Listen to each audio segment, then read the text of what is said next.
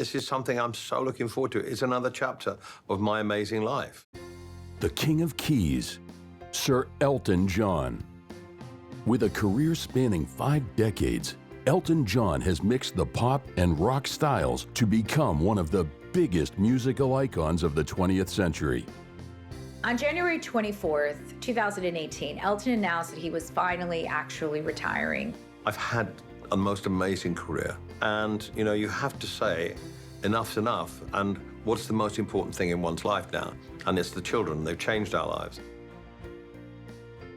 At the start of the 90s, John confessed the personal cost of extravagance, drug abuse, depression, bulimia, and revealed his dramatic fight to regain control of his personal life. I've been given a second chance at living a decent life. I made a complete hash of the first one, and I think the chance I've been given again, not many people get that in life. The great thing about a film like Rocketman is Elton John was so breathtakingly honest about himself. You can't help people who don't want to help themselves. I've learned that as an addict, and I'm 28 years clean and sober. When people told me, when I was using, that I was doing the wrong thing, I was so angry, and I just told them to go away, or actually stronger language than that. For whatever else you want to say about Elton John, he is a genius at what he does. He really was just a regular person. He was in the right place at the right time with the right talent.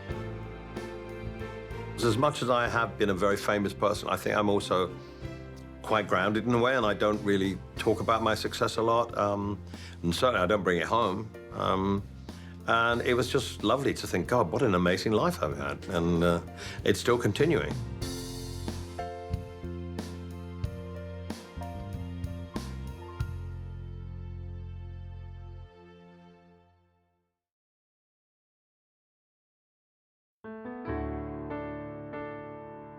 Elton John has a career like none other, and to truly gauge the magnitude of his unique journey, we have to start from the beginning. Singer, songwriter, composer, and icon, Elton John was born Reginald Kenneth Dwight on March 25, 1947, in Middlesex, England. Elton John was born with the unfortunate, perhaps, name of Reginald Dwight. He changed it to Elton John, and I think we all kind of understand why. In the movie Rocketman, there's a kind of a funny scene where somebody says to him, "Reginald, that's my grandfather's name." And it's true, it just didn't have the same kind of cachet and coolness. So he very quickly realized if he was going to be a big, famous pop star, he was going to have to come up with a different moniker, and he did. I think the whole story of Elton John is based on the fact that he's a normal person. In fact, he may be the most anonymous face in the crowd that's ever been plucked out of the crowd to be a big-time superstar, household name. I don't think there's anyone in the music industry that could claim they've gone a further distance than Elton John. By that I mean John Lennon and Paul McCartney always had fairy dust sprinkled on them. Even as teenagers, people were saying, John Lennon, what a memorable guy and all that. And so on and so forth. You know, Bob Dylan was never sort of one of the guys, and a normal person, and so on and so forth for whomever, male or female, black or white, whatever. But Elton John really was just, according to everything you've read and I've ever heard, and the people I've spoken to in my years in the industry, just a really sweet, normal guy. From a very early age, it was clear he had a real passion for music, and much to his family's surprise, he taught himself to play piano when he was just 4 years old. The childhood he spent with his piano keys was faithfully recreated for the John Lewis 2018 Christmas commercial in the UK. It may be quite simple, but now that it's done, I hope you don't mind. The kid playing Elton John in this commercial sits down and plays really well. You can see the mother and the grandmother going, and I'm sure that's really what happened with Elton John. He was just another kid in the suburbs, but one whose dream came true. He pursued it really, really hard. You know, he went for it, our Elton did, but also fate stepped in and scooped down and grabbed the guy, because he really was just a regular person. But he was in the right place at the right time with the right talent. How wonderful life is while you're in the world.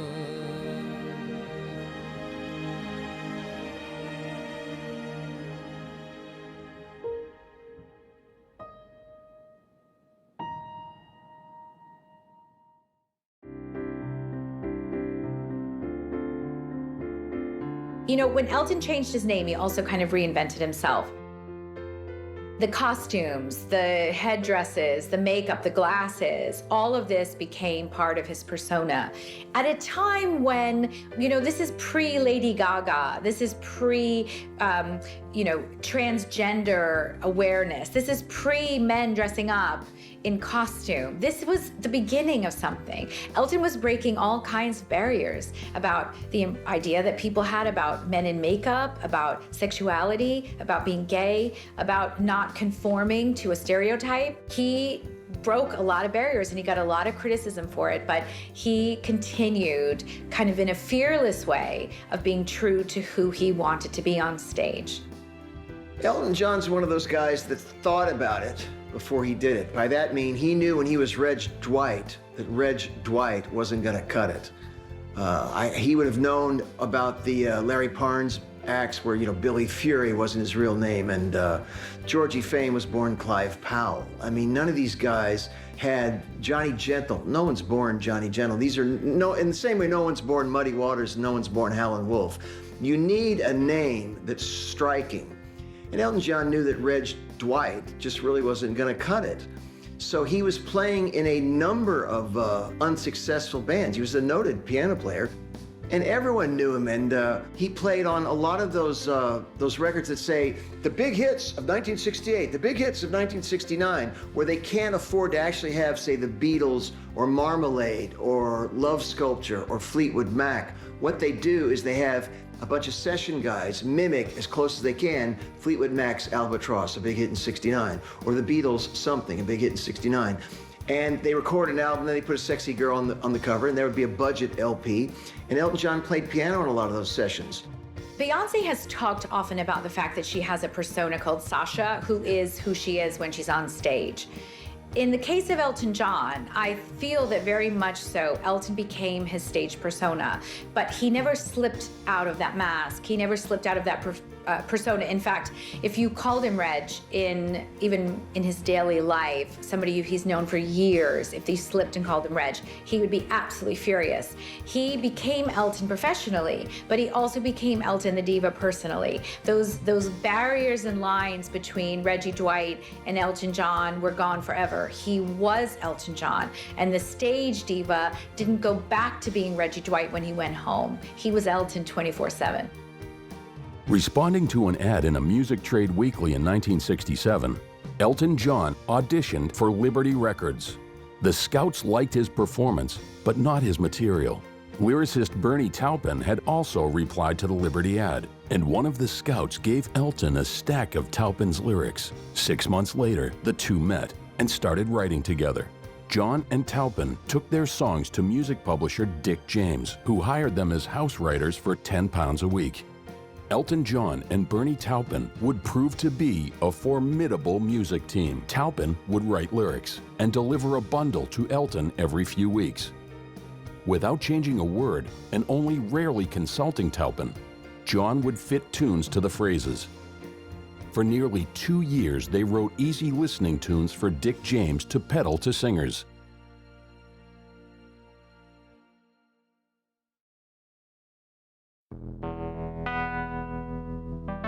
Seeking advice from another music producer, Steve Brown, Elton John and Bernie Taupin started writing rockier songs. The first was the single "I've Been Loving You," produced by former bluesology guitarist Caleb Quaye. The records didn't sell, and John and Taupin enlisted Gus Dudgeon to produce a follow-up album. The self-titled album, Elton John, established the formula for subsequent albums: gospel, chorded rockers, and poignant ballads. Elton John had started off in the States. I don't even think the album Empty Sky was released in the States, I don't think. When the album Elton John came out, no one would have guessed what he was to become. He has an album out called Elton John, just eponymously named after himself. It had a very somber cover. It looked sort of like Randy Newman in the shadows, and one might expect some satirical, very serious State of the Union kind of songs, a la Randy Newman, looking at the cover. And I distinctly remember, as a young man back then, one of my friends said, as the currency of the day was. I've heard this fantastic new album. I said, who's it by? And he said, Elton John. That's how early in the day it was for Elton John's career. He was called Elton John. And I thought the guy's name was E-T-O-N as well, like the school. So the guy, my friend bought the album, and it was very somber relative to the guy that just a few years later would walk on stage at Dodger Stadium in Los Angeles in a sequined Dodgers baseball outfit. But he looked very serious. It was a wonderful album. It had the signature song, Your Song, which he and Bernie Taupin wrote, which I cannot believe.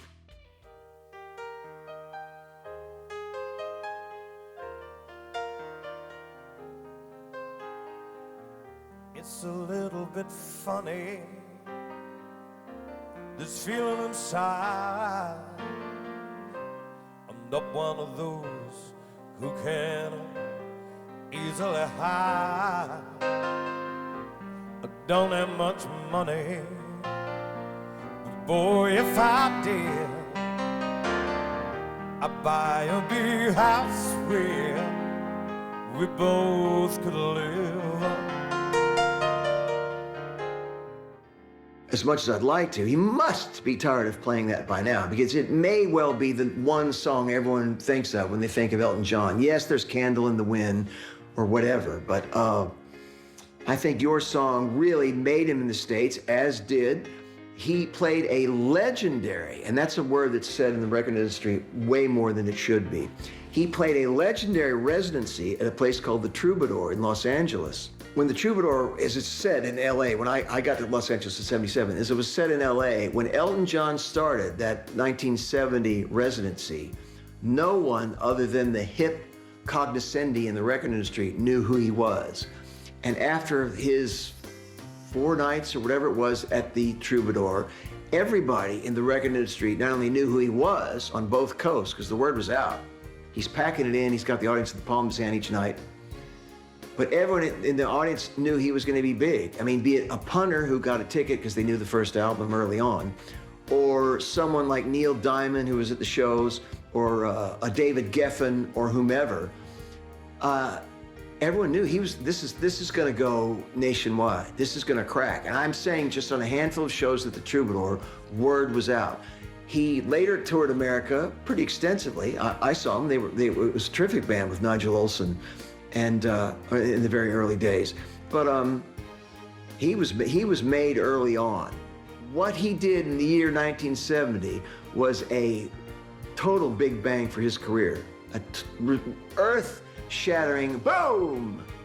John made his historical American debut at the Troubadour in Los Angeles in August 1970. Kicking over his piano bench Jerry Lee Lewis style and performing handstands on the keyboards, John left the critics raving. Your Song carried the album to the top 10 of the American charts, and with extensive radio play, sold even faster and reached number 5. By the middle of 1971, 2 more albums had been released. A live set taped from a New York radio broadcast in November 1970, and the soundtrack to the film Friends, written 3 years earlier. Elton John was the first act since the Beatles to have 4 albums in the American top 10 simultaneously. Madman Across the Water came out in October 1971, boasting hits Leave On and Tiny Dancer. The album Goodbye Yellow Brick Road was released in 1973. Elton John was already a pretty megastar by, say, 74, 75. I mean, people knew who he was. But the Goodbye Yellow Brick Road set, being an extended, expanded set, there's something about a larger, lengthier album that has an impact. If you look at the careers of the quote-unquote biggies, many people say Rolling Stones are defined by Exile on Main Street, Beatles are defined by the White Album, Bob Dylan's defined by Blonde on Blonde. And Goodbye Yellow Brick Road had so many songs on it that were played on the radio in the United States. We're talking almost saturation level. The only thing I can really tell my European friends that is comparable is in about 18 months when the Bee Gees did Saturday Night Fever, and that was ubiquitous on American radio stations, AM and FM. Goodbye Yellow Brick Road sealed the deal. Yes, he was already a multi-platinum guy, and he was pretty much a superstar. But after Goodbye Yellow Brick Road and Candle in the Wind and you know, Benny and the Jets and all that stuff, you're talking a guy that is a household name. And I don't mean to you or me or the people around us here in London, the hipsters. I mean to people like my mother and father. After Goodbye Yellow Brick Road, God bless you, old mom, they knew who Elton John was, which is kind of extraordinary because they're completely out of the rock or pop world, completely out, but everyone knew who he was. I mean, he was on magazine covers and, you know, business magazine covers that they only put somebody on if they were making a lot of money. I mean, he was way beyond just being a Rolling Stone cover act. Goodbye Yellow Brick Road was really the one. And I mean, Don't Let the Sun Go Down. I mean, there were so many iconic songs that you just think, wow. In the mid-70s, John's concerts filled arenas and stadiums worldwide. He was the hottest act in rock and roll. After recording Captain Fantastic and the Brown Dirt Cowboy, the first album ever to enter the charts at #1, John overhauled his band. New members were brought in. With his new band in place, John introduced the lineup before a crowd of 75,000 people at London's Wembley Stadium in the summer of 1975. When he did the album Captain Fantastic and the Brown Dirt Cowboy, that really summed it up for me because that was a reference to who and what they were. Elton John was the guy going on stage in sequined outfits, in the memorable, he had a number of spectacles that were memorable spectacles in themselves. And he had one pair of glasses I've always loved that had windshield wipers like a car. And he had all these crazy pink satin outfits and so on and so forth. He is Captain Fantastic. The Brown Dirt Cowboy is Bernie Taupin. Like many Brits of a certain era, he was raised on a lot of American culture in the 50s and so forth. And he always sort of wanted to be a cowboy, hence the album title, Captain Fantastic, Elton John, and the Brown Dirt Cowboy being Bernie Taupin. Bernie Taupin to this day has, I hope I can name the state, Bernie, a ranch, a farm, a working one in Arizona, where he goes out with a cowboy hat and there's steers and there's horses and all that monkey business. So it's worked out incredibly well for both of them because Bernie Taupin realized that he had some great lyrics. It was an okay melodicist, but that he wasn't a front man, and that he wasn't a great singer, and that he didn't really have the desire that Elton John, aka Reg Dwight, had to go out there in front of the public. I mean, Bernie Taupin is a wonderful guy, but he's not the glorious extrovert that Elton John becomes when he walks on stage. So their marriage was perfect. And from the get-go, they started doing really good work. If you listen to Elton's very earliest stuff, Empty Sky, it's not quite there yet. Then the Elton John album, uh-oh, we got something going on, that's where Your Song comes from. Then I think the second one is, of course, Tumbleweed Connection, which is Bernie Taupin at his most obsessed with Americana and the band and country and western music and Bob Dylan and Robbie Robertson and all that kind of crowd. And it was just, it shows a wonderful meeting of the minds and a wonderful team, but what it shows to me is, again, Elton John's wonderful and pragmatic and practical realization, I need to do A, B, C to get to D. And that meeting Bernie Taupin might have been A through L or M. I mean, that was a huge step forward. After the monumental gig at Wembley Stadium, Elton John's frenetic recording pace began to slow down, and he performed less often. A live album, Here and There, had been recorded in 1974. John's biggest hit in 1976 was the #1 Kiki D duet, a single from the downbeat Blue Moves album. In 1976, Elton's song Don't Go Breaking My Heart went straight to #1. It was that famous duet with Kiki D, which you can basically hear at every single karaoke night around the world, guaranteed. The song is so catchy and it's so pop gold, and it just everybody went crazy for it. The song was played across the world on the radio stations. It was one of his first big, huge breakout hits. Don't go breaking my heart. You take the weight off of me. Oh, honey, when you knocked on my door, ooh, I gave you my key. Ooh, nobody knows it. But when I was down, I was your clown. Ooh, nobody knows it. I was flown to New York, and the great excitement was Thanksgiving of '77, I believe. And the great excitement was people saying, remember 3 years ago when John Lennon walked on stage at Elton John? And I've seen some very grainy footage, and they do whatever gets you through the night. The bet was, John Lennon said, I want you to play on this track, Elton. I need a piano player. On my album, Walls and Bridges, I need a piano player. I'd like you to play. And Elton John was a big Beatles fan. Duh. I mean, many people are, but particularly he's the perfect guy to be impressed by the Beatles. Let's remember when he was Reginald Dwight, right? Hadn't changed his name, yet had been famous. The Beatles were gods. So he was thrilled to, work with Lennon. And he told Lennon in the studio on the Walls and Bridges album, I will play on this song on one condition. And Lennon said, what's that? And the condition is, if it gets to #1, you have to come sing it on stage with me at a concert. And Lennon said later, he thought, well, I might have a big hit, but I didn't really think it'd get to #1 in America. In November 1977, John announced he was retiring from performing. He secluded himself in any of his 3 mansions, appearing in public only to cheer on the Watford Football Club, an English soccer team that he later purchased. Many speculated that John's retreat from stardom was prompted by adverse reaction to his 1976 admission in Rolling Stone that he was bisexual. In 1983, Elton recorded a version of I Guess That's Why They Call It the Blues, featuring Stevie Wonder on harmonica. Elton had his biggest hit since 1980, and while his latest music couldn't match his 70s success, he would continue to place in the top 10 throughout the 80s.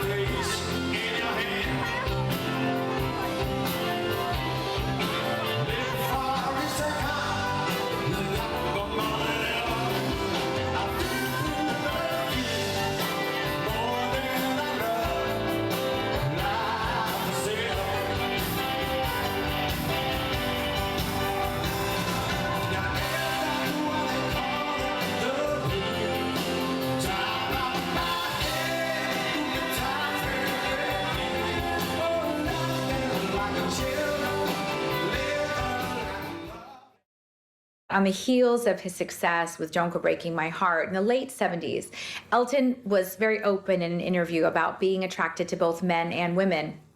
This was something that shocked particularly American audiences, and people freaked out about. And it was something that nowadays isn't so uncommon to say, but in those days it was unprecedented.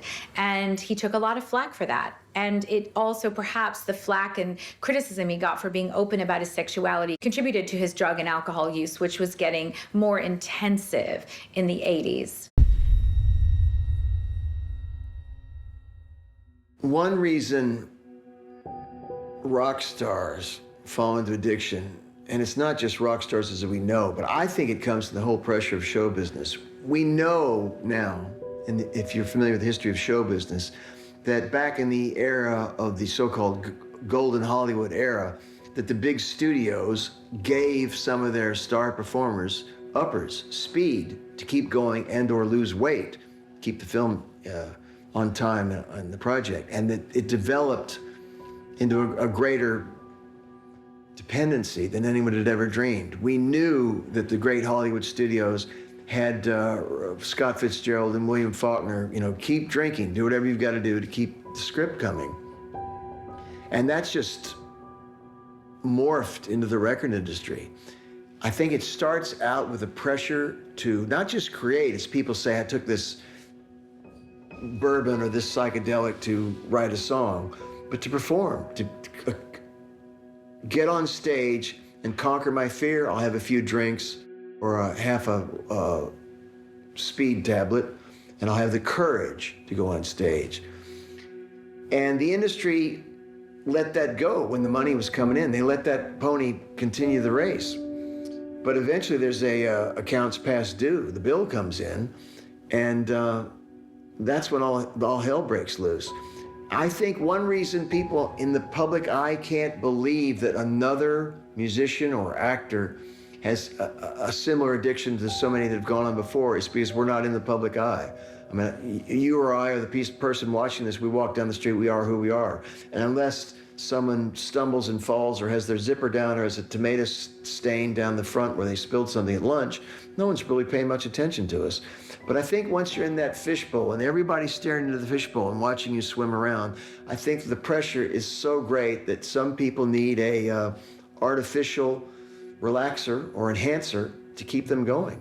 But more to the point, I think it's nice that, I think it's more than nice, I think it's wonderful that someone like Elton John speaks out at these things. One of my dear friends is a counselor at Narcotics Anonymous, and he says, it's great if I say it, but when it comes down to one of the Hollywood guys attending a meeting and saying it about getting straight, everyone sort of sets up at the meeting. You can't help people who don't want to help themselves. I've learned that as an addict, and I'm 28 years clean and sober. When people told me, when I was using, that I was doing the wrong thing, I was so angry, and I just told them to go away, or actually stronger language than that.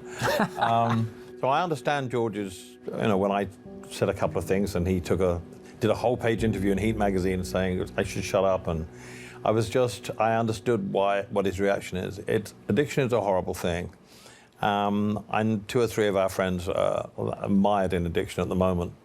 And there's nothing I've learned. There's nothing you can do till you actually say, okay, I'm going to do something about this. I need help. It's the same with people who are HIV positive. Once they know their status, and that's what we're doing with this program in Africa, with Debbie Burks and us we'll be talking about later, then it will empower young men to be able to say, okay, we're going to get tested and we'll stop the infection rate of young women going up like that.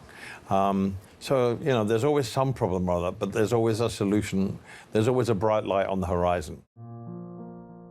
The 80s were years of personal turmoil for Elton John.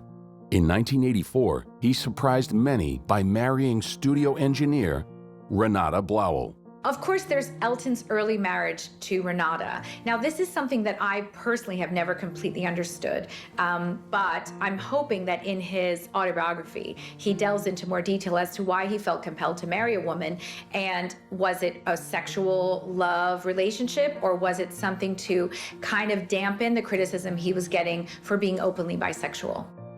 While the marriage lasted 4 years, John later maintained he had realized that he was gay before the marriage. In 1986, he lost his voice while touring Australia, and shortly thereafter underwent throat surgery. John continued recording prolifically, but years of cocaine and alcohol abuse were beginning to take their toll.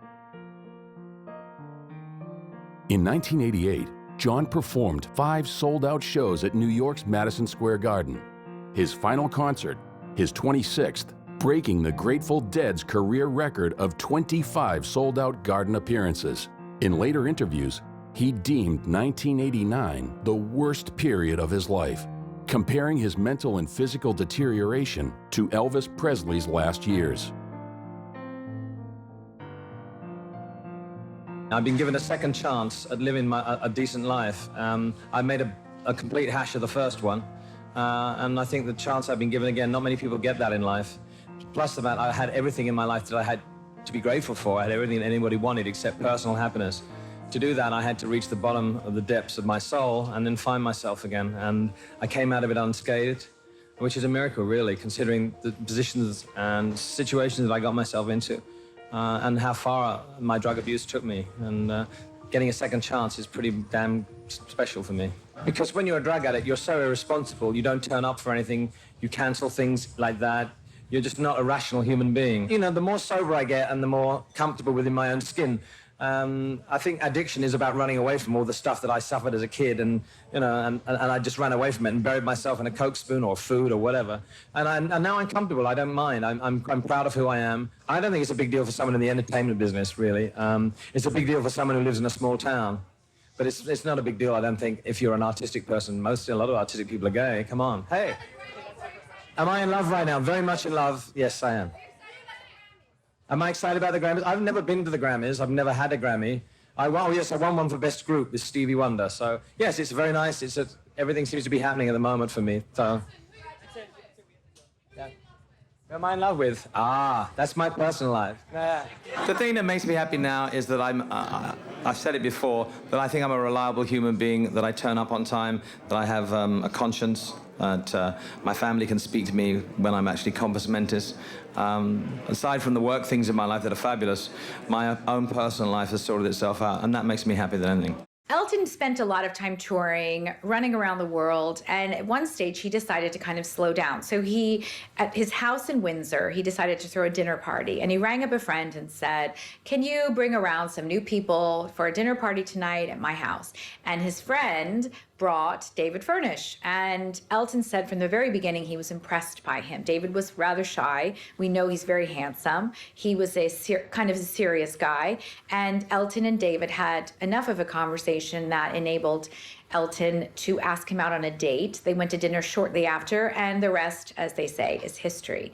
Elton and David have had their ups and downs, most certainly, and I fully expect in Elton's autobiography that he'll be open and candid about some of those. But the fact is, the pair have managed to stay together for more than 2 decades, and now raising 2 beautiful boys together.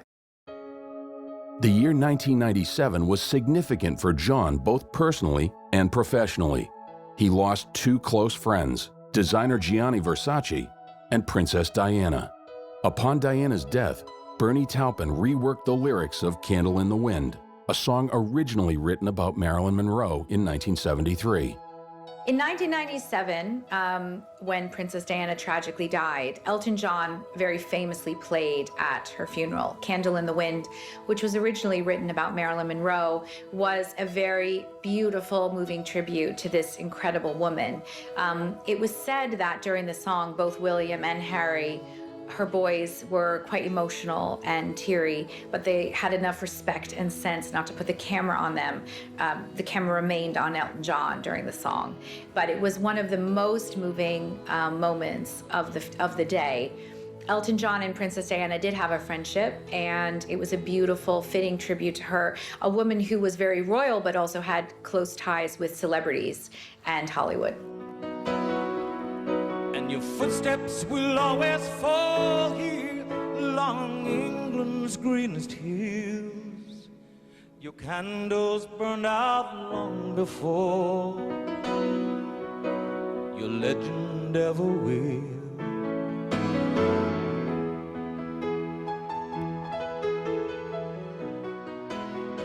My father, of all people, made the point that Bing Crosby's White Christmas was the biggest hit ever because it was the right song at the right time.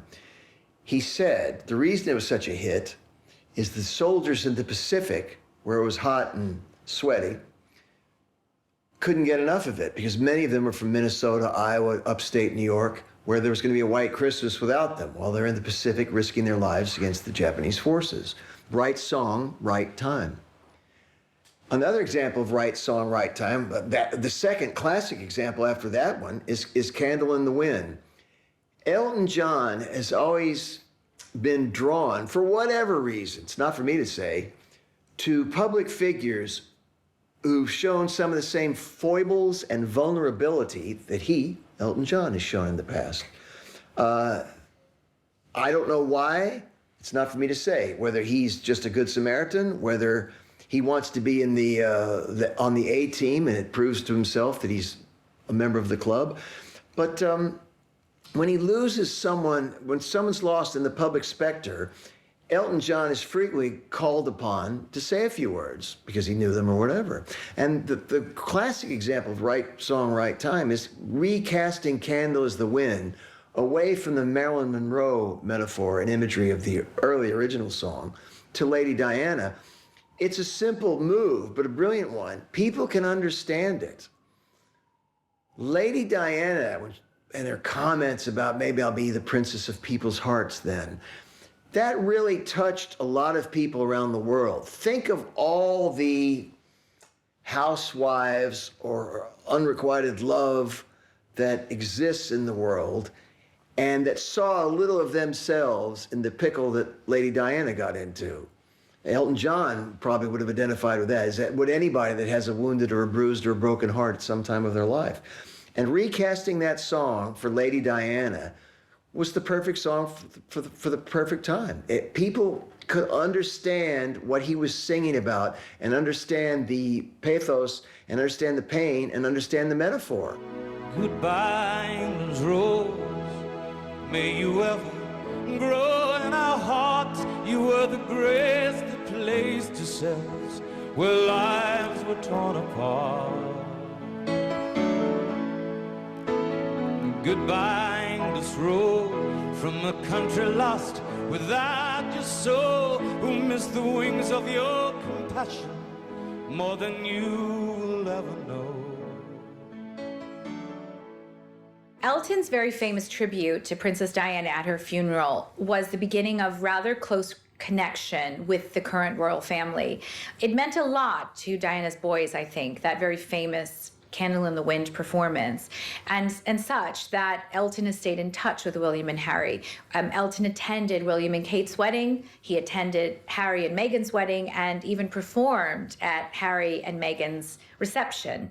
Elton has become like an uncle, I think, to those boys. And as one of Princess Diana's close friends, I think that his a relationship with him became even more important for her sons.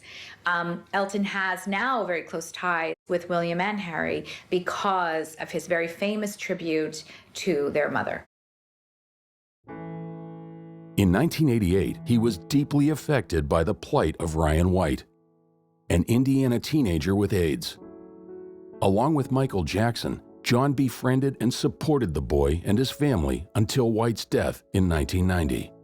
You know, a guy like Elton John knows the lay of the land in terms of popularity and the power that he has as a spokesperson for this or that, his fame and show business, to know that he wasn't going to get any sympathy from Ronald Reagan straight away.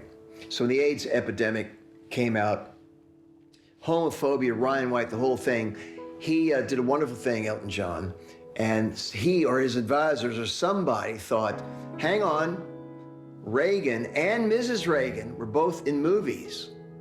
They're also both parents. There has to be a way that you can get in there to speak your piece, to say what you have to say. And the focus was put on Mrs. Reagan as a mother. And she'd been an actor, of course, herself. That's how she met Ronald Reagan.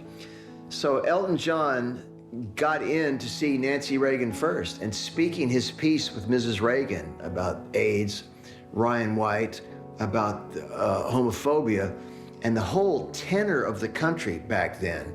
As rough as it is now, it's so much better than it was back in the 1980s. There's so much more understanding it's not true. And that was a wise move for Elton John to make, because he moved the whole conversation not so much forward, but out into the open.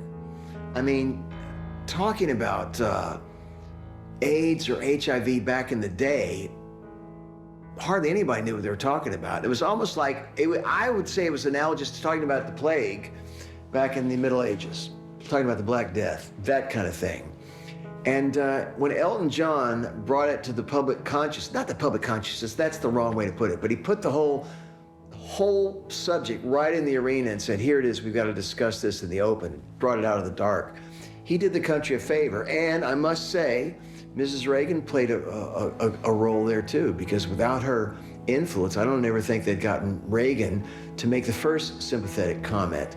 But as we know, show business has, broadly speaking here, been more embracing or at least understanding of homosexuality than other vocations in the United States or around the world. So Elton John did a great thing. When he went to Nancy Reagan first, we have a problem here. Can I speak to you you're a mother? You understand that show business has embraced so many different kinds of people. Why can't society as a whole? That may be in some ways his crowning achievement. Who knows? In 1992, he established the Elton John AIDS Foundation, intending to direct 90% of the funds it raised to direct care and 10% to AIDS prevention education. He also announced his intention to donate all future royalties from sales of his singles in the United States and UK to AIDS research. We were finding that men between the ages of 24 and 35 weren't getting tested. And obviously we're infecting a lot of women. And we saw a huge jump and women's HIV rate going through the roof. And after we were in Durban, weren't we? And we were sitting in our suite with Ndaba Mandela, Nelson Mandela's grandson. And he said, you know, I come from a generation of men that don't really get tested. And he also said the disease isn't relevant to my generation, which for Elton and me was a bit of a eureka moment because it's been so prevalent in our lives. But he said to the younger African man, he said it carries all of this baggage from where it's come from and all the stigma associated with what HIV meant in the 80s and the 90s.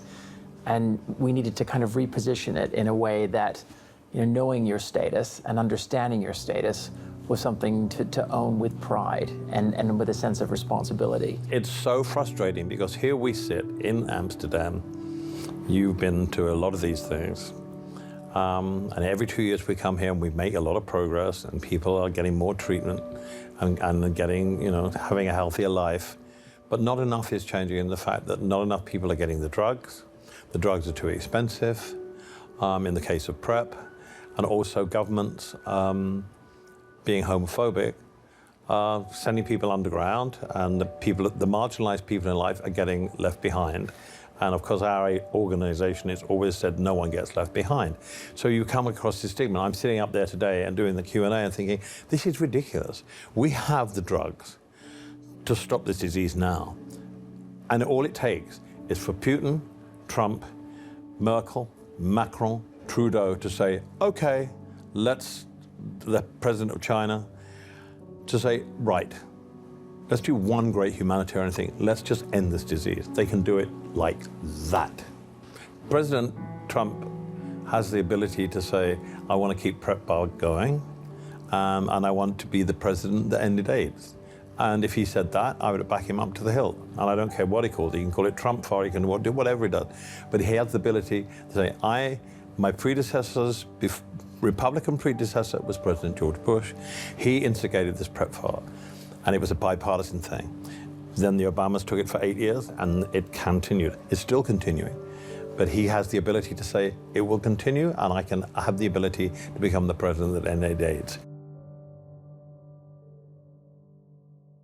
Elton is one of the most wealthy artists today, and it's not just because of his incredible work ethic and his constant touring, but it's also because he's a great songwriter. So he's constantly getting residuals from a musical like The Lion King, which he wrote, or Billy Elliot, which he wrote, or any number of songs that he's written. So he's getting paid whether he gets on stage or not. Elton has also had a very lucrative residency in Las Vegas. He's written songs for any number of television and ads and all kinds of programs. The John Lewis ad, I think he was paid something around $5 million for that.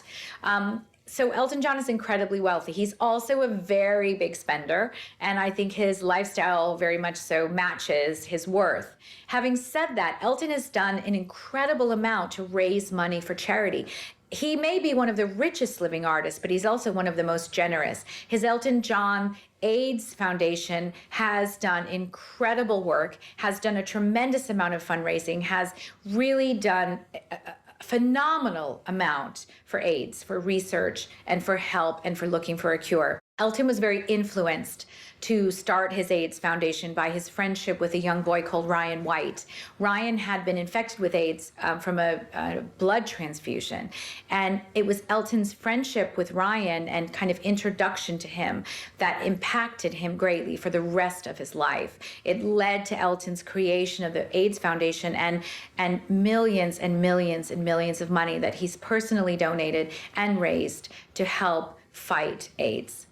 And in a place like Russia, Elton will make a statement from the stage where he will talk about the spirit in which he is received and the spirit in which he is welcomed.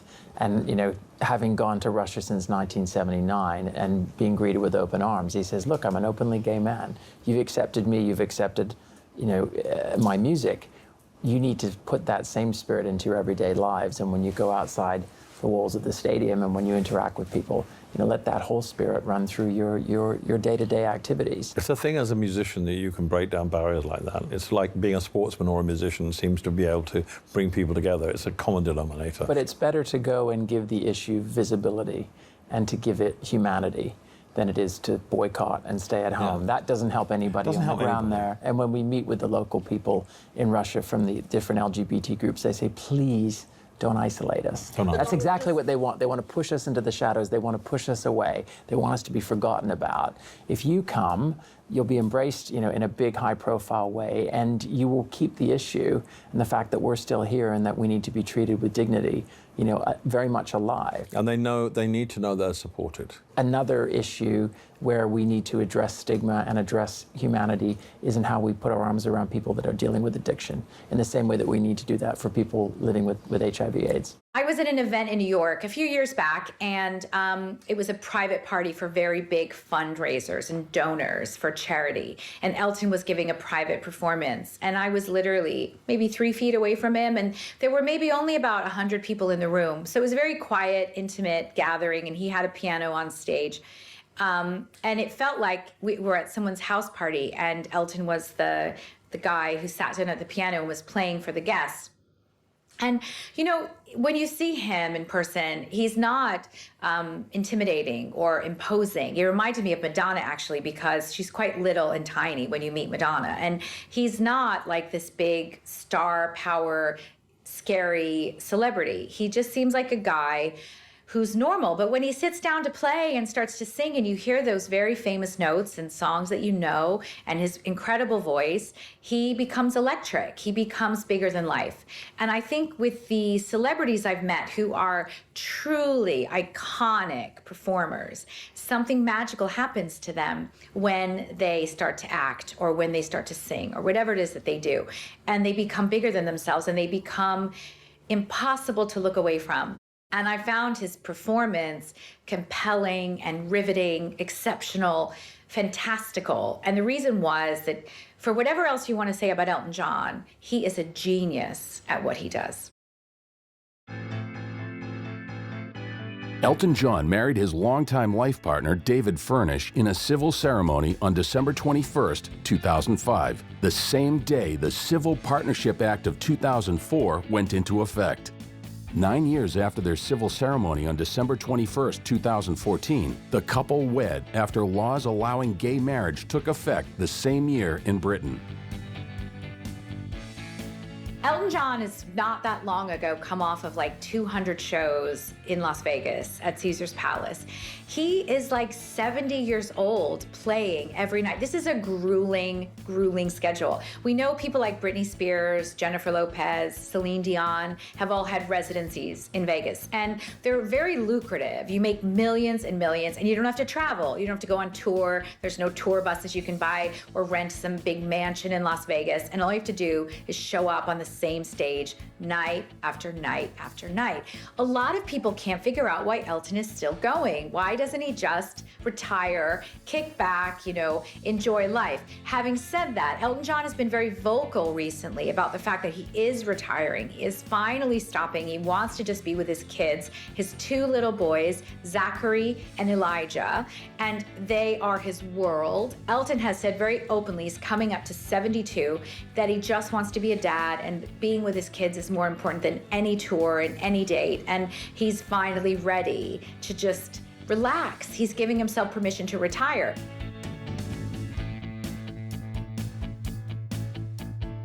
My big announcement was that I'm going to do one more final global tour, and that will be the end of me touring. I've had a most amazing career. I've had every award, every accolade possible.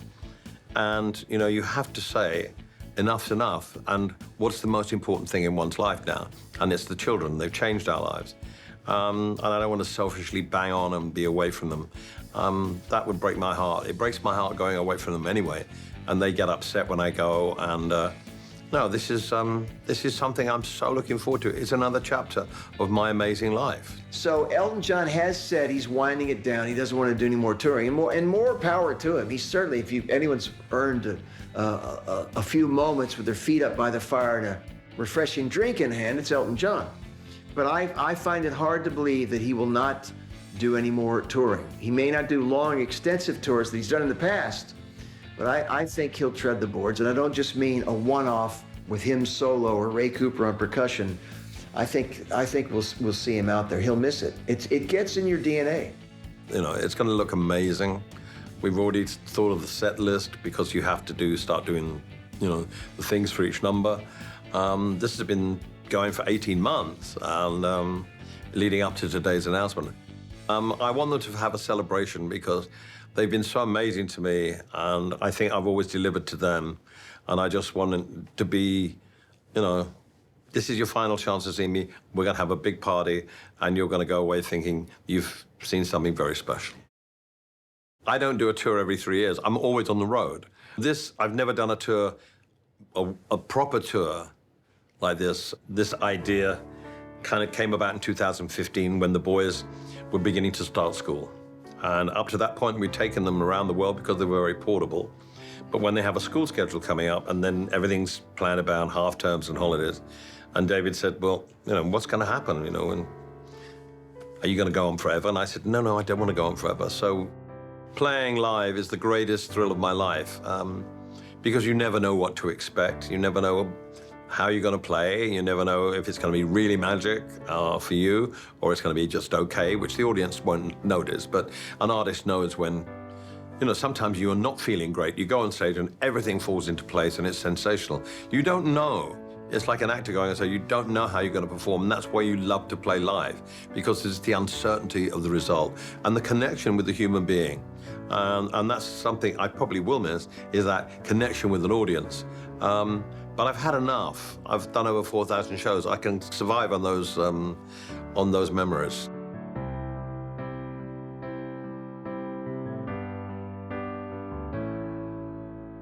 So the biopic starring Taron Egerton is phenomenal, and it is something that Bohemian Rhapsody, which of course we know won 4 Oscars and made millions of dollars. Unlike Rami Malek in Bohemian Rhapsody, Taron Egerton actually can sing live, and beautifully so. So one of the advantages Rocketman has is that we've got this kind of raw, live voice singing performance. The other thing is, I think Bohemian Rhapsody tried to appeal so much to the masses that it's been criticized that it downplayed some of Freddie Mercury's sexuality and drug use.